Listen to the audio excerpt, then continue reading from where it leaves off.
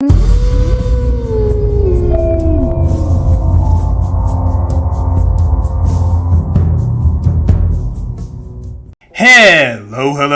and what is going on, everybody? It is Master of the TDS, and I'm joined by my lovely wife, WritingRaven.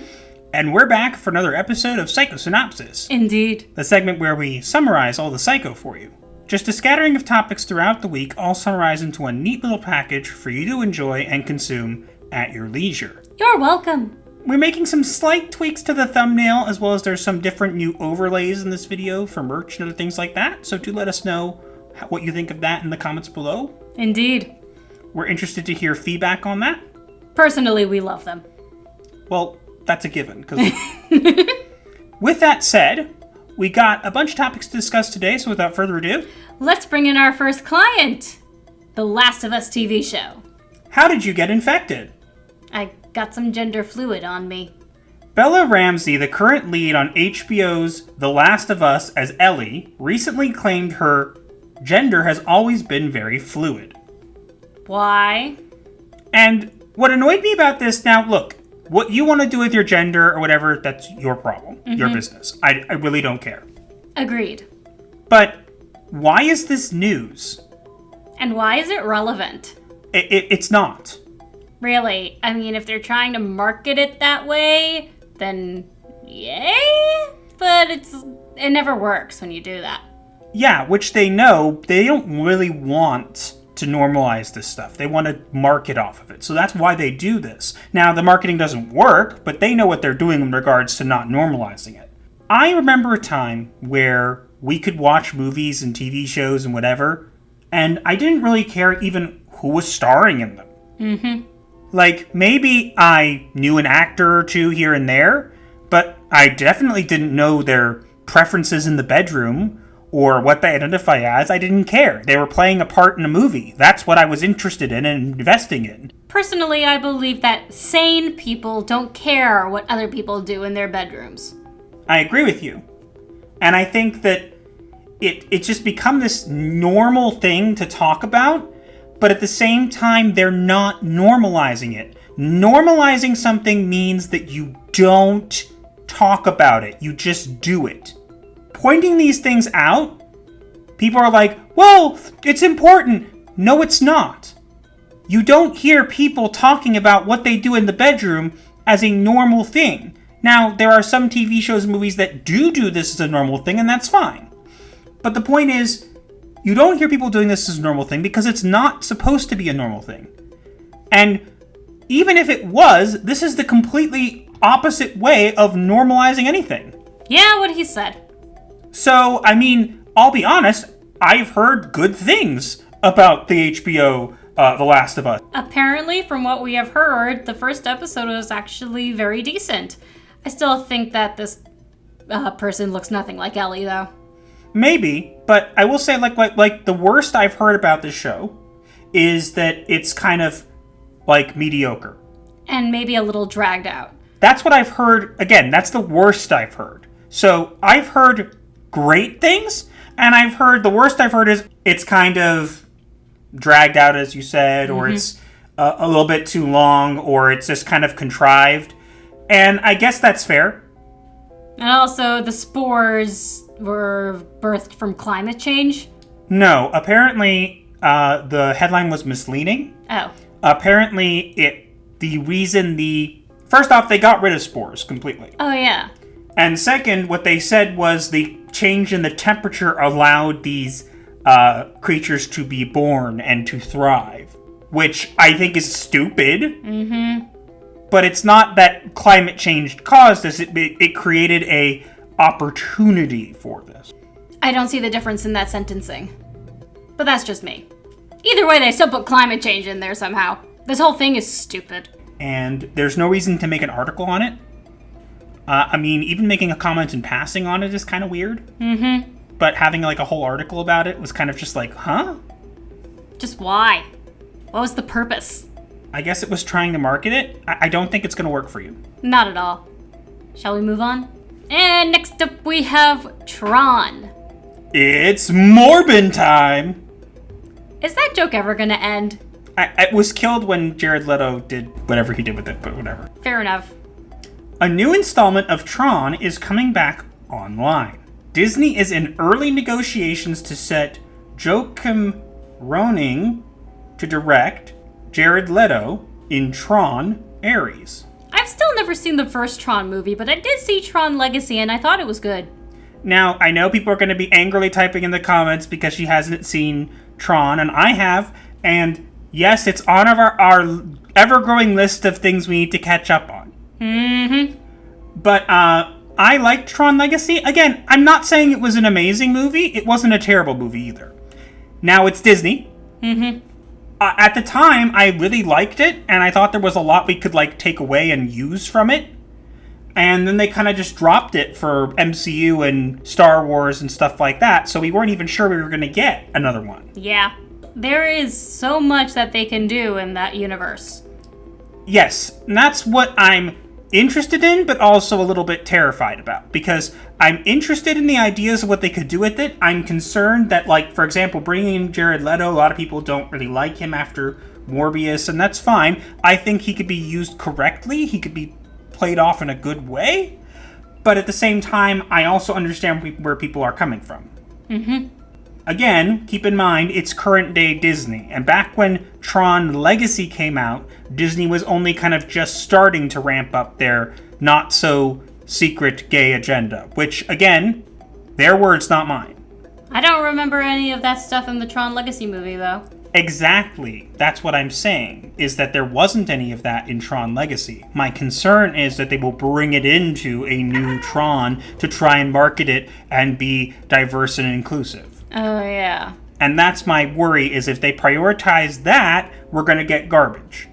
Yeah, but at this point, we should just expect that they're going to do that and then be surprised when they don't.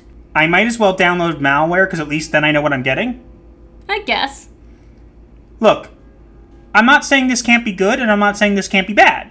I'm saying I'm not opposed to the idea of them continuing with this. Nor am I. But at the same time, I have my reservations, which are warranted, because Disney doesn't have a great track record lately. No, they do not. And that could be its own video if we wanted. Yeah, and Jared Leto wasn't the choice that I would have made. You know what I would have done, and this is probably difficult for them to do, I would have gotten Keanu Reeves. Ooh, that would be even better. Because he's already done The Matrix, and I think that he would kind of fit well in this world, and they could kind of even throw in kind of a little... a Matrix reference, because it technically is a Matrix world. Yeah, they could, but I don't think we're going to get that. I don't know what we're going to get with this, but I'm definitely interested in hearing more about it. I guess we'll continue to update you guys when we know more. Indeed. Moving on. And speaking of Jared Leto, we have Venom and Sony. We demand a trilogy. The Sony Spider-Man universe continues to expand, and according to a new update, the franchise's first threequel could begin filming later this year. Why a threequel? The word is trilogy. Whatever. I use the word trilogy. In interest of full disclosure, my wife and I have seen Venom 1. We have not yet seen Venom 2. And it's not because we haven't heard it was okay, it's just we haven't heard it was anything special. And we haven't been to the theater in a while anyway. I'm not exactly sure what they could do with this at this point. As I said, I would like to see him in the MCU, which they kind of have done a little bit, but not really. I do think the Sony Spider-Man movies and, the villain character movies, at least most of them, have been decent. They have. Now, Morbius kind of ruined that. Mm-hmm. But it became a meme, so... There's that. I don't know. Look, I'm not jumping up and down to hear this, but I'm also not at the same time being no, I don't want any more of this. I would like to see what they do with it. I do think that making a, villain universe doesn't really work very well without the hero. Yeah, unless you're going for monsters, because it's monsters. I mean, they tried to start that with the reboot of The Mummy, and that failed miserably. Yeah, that would have been cool to see, to get a monster universe, but this, I'm not opposed to the idea, as I said. But, without Spider-Man, it kind of ruins it. I would love to actually see a, like, villain origin movie of one of Spider-Man's villains where Spider-Man happens to be in it, but not the main character. That would be cool. Because we always see it from the hero's perspective. That's why these movies have done at least somewhat decent, is because you always rooting for the anti-hero. Now, I don't think that every villain needs to be misunderstood anti-hero. No, there are times when villains can just be villains, like Sauron and Voldemort. Yeah. So I don't like that trope, but it would be cool to see like a villain origin where Spider-Man is not the main character, but kind of takes like a back seat, and you see him a little bit, but the story mainly focuses on how the villain views things. That would be an interesting twist that I actually think, if done correctly, would make them a lot of money. Which Sony could potentially do, because they definitely have better heads on their shoulders than Disney. I've heard some interesting, weird things about their Kraven the Hunter movie they're planning to make him, like, peaceful, whatever. And love animals when he's literally called a hunter. Yeah, so I'm not holding out hope for that, but again, I'm not opposed to getting another Venom movie. I'm not for it either, but we'll have to kind of wait and see. Until then, We are Venom. You do a really good Venom voice. Then again, it's just your demon voice. whatever. I don't mind it. Of course you don't mind it. Not a single person listening to this video at all is surprised to hear that.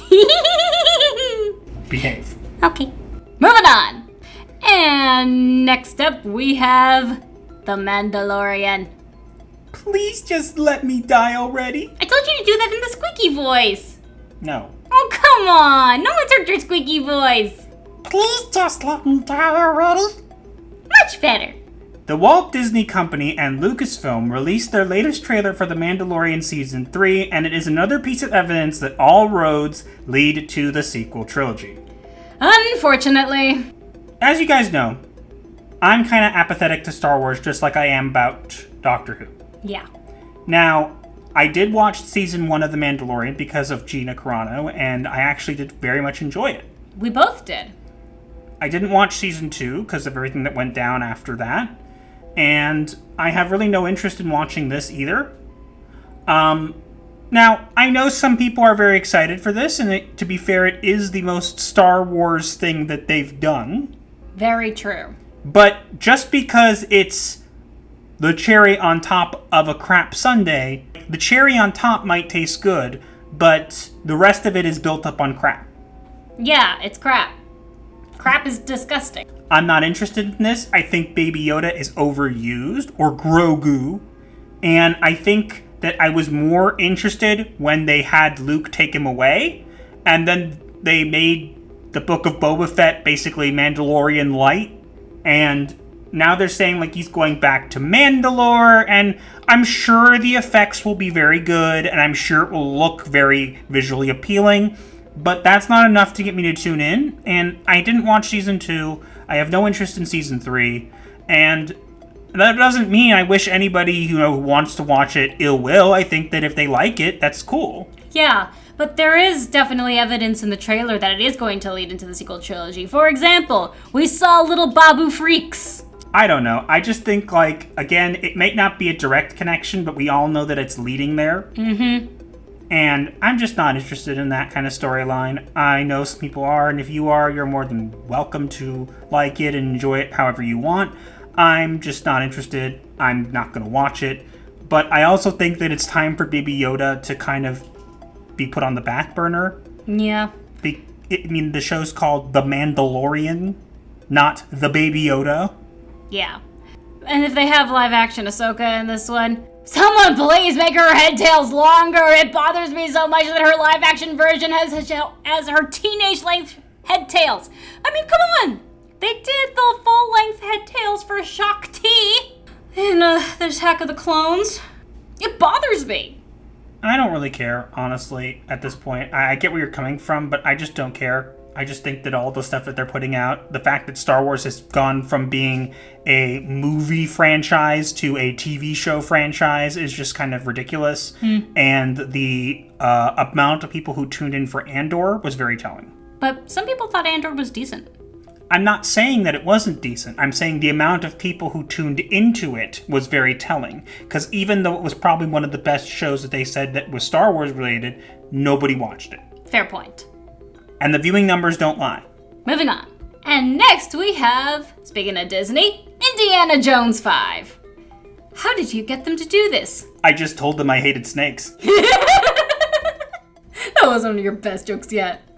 A new rumor concerning Lucasfilm's upcoming Indiana Jones and the Dial of Destiny films claims actress Phoebe Waller-Bridge's role in the film is being significantly reduced. Yay! It would be a smart move for them to do this. Absolutely. One of the things that has annoyed me the most is James Mangold going on kind of a rampage on Twitter and getting mad at anybody who so much says a thing about it, even though his own, what was it, John Williams? Yeah, the composer. Literally is like let slip that they were filming multiple endings or whatever, and then James Mangold had to go on and be like, "Oh, I don't believe man babies in their basements." That's why I call you Man Baby Gold, because you act like a baby. Yeah, I mean, John Williams is a famous composer. The man wrote the score for Star Wars and a bunch of other things. You're really going to... No one is going to discredit the word of a man that famous. It's not even that. It's just like, if you're so sure that your product is good, then why do you have to go on social media and defend it against quote-unquote basement-dwelling incels? If you were really so sure of your product, you wouldn't have to come online and defend it so much. You would just show us the finished product and we would be fine with it. Mm-hmm. You would let the work speak for itself instead of speaking for the work. I'm not interested in seeing this Indiana Jones. I didn't hate Crystal Skull, but I didn't like it. I only saw the ending. Regardless, I think that there didn't need to be another Indiana Jones. I think it could have been left alone. I think they could have done a whole new adventurer angle with an Indiana Jones inspired theme, or made it one of Indy's students, or made it short and round or whatever. I would have liked that. This is just kind of ridiculous. I think that we don't need this. I think that Harrison Ford is too old for this. I think this is just an excuse for him to basically get killed off in this. Definitely. And I'm just not interested. I'm sorry. Is anyone? Whenever I see Kathleen Kennedy's name attached to something, it just makes me not interested. But even without that, I'm just not interested in seeing Indy like that. I don't want to. I want to imagine that he lives on. I want to imagine that everybody knows, he's lived on to the future. I don't want to think about, well, here's where he dies. Yeah. The best part about certain heroes is they're left alone. Their futures are uncertain. That's why a lot of fantasy stories will end with everybody living happily ever after. Because there doesn't need to be a continuation. Because it can have a decent ending. That's true. Even though happily ever after is a very cliched ending. Yes, but it doesn't say, hey, and then he died and all alone when his wife died before him, and then his horse died and this died. We don't need to know that. Well, actually, the original fairy tales, how they were originally written back in the medieval times, did end that way. Yes, but that's a different story. I'm saying that I don't need to know how everybody continues on and how much more hardships they face. There is a way to do that, but sometimes it's better just to leave it open-ended and not have it end. Fair point. Moving on. And next, we have Jeremy Renner. Hawkeye actor Jeremy Renner returned to his home and family following a horrifying snowplow accident earlier this month. Yes. So as you can see, he's doing some physical therapy, and he says, outside of my brain fog and recovery, I was excited to watch the episode of This is a Mayor of Kingstown, apparently. He was happy to watch episode 201 with his family at home, and look, we only wished him well. We're glad that he seems to be doing okay. Mm-hmm. We have heard otherwise, that there was possibility of him not being able to walk again or whatever. Obviously, we don't hope that for him. We hope that he makes a full recovery. Amen. And that he's able to work in, movies again and stuff like that. Again, it's great that he's alive. It's great that he's doing well. That's all I can say, Yeah, and it's great that he's going home. Obviously, he's going to need much more physical therapy if he's going to be keeping his leg. 30 plus broken bones is nothing to joke about. Of course it could have been worse. He could have died. What if he had both of his legs run over? Again, I'm not saying that it didn't injure both legs. I don't know the full extent. But what I do know is that he's able to move around at least, and that's a good sign. Now, we'll have to wait and see the full repercussions of what happened here. But again, best wishes out to Jeremy Renner. and his family. Mm-hmm. And we hope he continues to do well. Indeed. Moving on. And lastly, we have the most tragic of events this week. Gotham Knights. Just call me Robin in the Hood. I have been beaten, I have been shot, I have been subjected to fists and bullets and rockets and dynamite, but this is absolutely the worst! A new trailer for Gotham Knights was released by the CW, and among the things it shows us is a look at the show's Robin suited up, although not much. Yeah, that's Robin. Yes, so that's actually Robin. Now, there was a female Robin, there were multiple female Robins actually. Yes. And again, nobody's saying that there can't be a female Robin, or that we're upset that it's a female, we don't care. But they were never black. Yeah, but even that, it doesn't matter that. This whole show is just stupid. You hear the synopsis of it, and they, made up characters, and they, decided to do this and whatever. It's the same team that was on Batwoman. Oh, dear. So, we all know what we're getting here. Isn't Batman also supposed to be dead? Yes, and apparently Batman was killed by the Joker's psycho daughter, who's also going to be part of this team. I mean, he does have a psycho daughter with Harley Quinn in one universe, but I don't even remember her name, or if she's even relevant. I don't care. I just think this whole thing is stupid. The CW has never been profitable, and they were bought by another company, and you'd think that company would have been like, yeah, let's just toss this in the garbage where it belongs. Yeah, because their only good shows were Supernatural, Before the Ending, and The Secret Circle. Nah, there were some other decent ones that didn't get picked up, but, I like the Tomorrow People.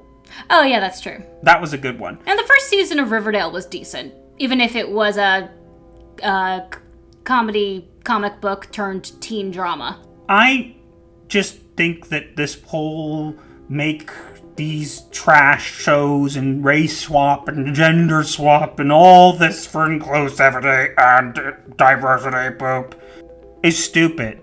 No kidding. And you turn off your audience to what you're creating before you even done so. And you're thinking, oh, well, this will appeal to more people. But more people don't like this stuff than do. So you're appealing to a smaller audience, which, again, let me remind you that audience is not actually something we know for sure actually exists. But if it does, it's a very tiny, tiny, tiny, tiny, tiny minority.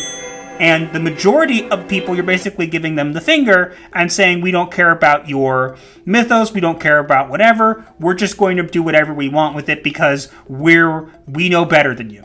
Pretty much. I mean, I saw the first season of Titans. I liked it a lot. And it still looks better than this, even with what they did to Starfire. Again, this could be good. But given the track record of the Batwoman's writer's room, I don't have faith in this. They have you blocked. Yeah, they had me blocked on Twitter because a while back they kind of claimed something about Batwoman and tried to make themselves the victims, and then I called them out, and they basically said, oh, we don't have enough room for a post, and I'm like, you made a thread of multiple ones just 2 minutes ago. Can you not do the same thing? And they didn't like that. People on Twitter don't like logic. Shocking. We're at 11. Again, this looks like garbage. I'm sure some people will have a field day making content out of it, and, that will be the most interesting part of this. I feel bad for Misha Collins, who's going to be in it. Mm-hmm. Poor Castiel. Yeah, not a good choice for this. But, we'll have to wait and see. But again, the trash fire that is the CW keeps right on burning. Indeed. More fuel for the fire. You know what's burning in that trash can? Money? Yep. Whatever little money they had. Fire. Behave. Meow. But it's burning and it's so pretty. You can't even see it! I can picture it. Okay. Moving on. And with that being our last client of the day, it's time for us to reveal the diagnosis of the week. And we have an interesting diagnosis for you this week. Indeed, do tell. So the diagnosis for this week is abolomania. Please explain. So abolomania is a mental disorder where patients and people suffer from derangement, weakened willpower, they have anxiety, stress, depression, mental anguish. It can even lead to severe things as, suicide, which again, that's not what we hope for here. But the symptoms here say a lot.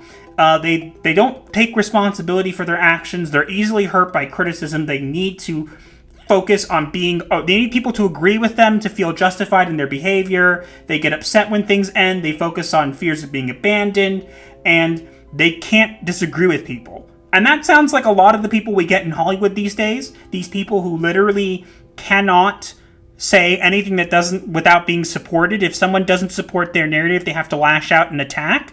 So I think this really fits because, again, pushing aside the suicide part, that we're not hoping for anybody to have that, but the idea here is that it sounds very much like the kind of relationships that people in writers' rooms have these days, where they all need to be on the same wavelength, all sniffing each other's farts and saying how great they smell, because they're terrified of making wrong decisions or whatever, so they feel justified in whatever they're doing because they have a group of people supporting them, and without them, they really can't make decisions on their own, because they're not independent, they're like a hive mind.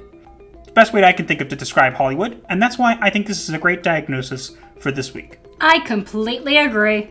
And now we move on to the remedy of the week. And this week we are sending you to Orange Hat Reviews, another pop culture critic on YouTube, who is actually a really good guy, and has been having some trouble with his channel recently, so we thought we'd give him a boost.